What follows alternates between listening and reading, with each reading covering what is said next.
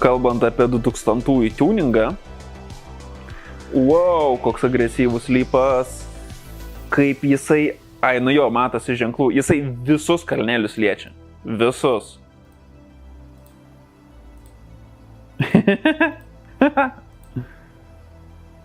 Palauk, čia buvo čia fotkė su numeriais. Čia nusiėmė numerius, kad, žinai, nesimatyt numeriuką, nereikia žinoti čia žmonėm. Eik savo 4 išmetimai.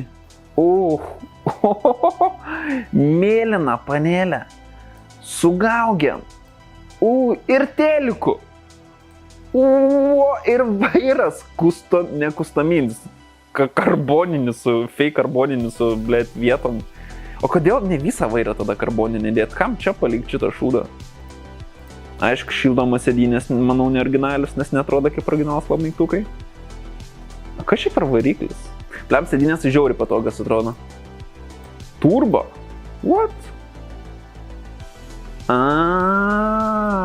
Labadiena, kaip sakoma, labadiena. Entuziastai. Jo, ne tik entuziastai, bet ir entuziastai prie babkio, kuris nori mokėti už drakoninį Opelį 5600 eurų. Tokių mašinų, kas supranta tokias mašinas, aš nemanau, kad jų daug yra Lietuvoj. O tie, kurie Lietuvoj supranta, aš nemanau, kad jie gali leisti 5600 eurų ant mašiną entuziastui 2000 metų Opelis. Man patiktų, aš norėčiau, bet kol nepradėjau šykt pinigais, tol tiesiog juokinga suma.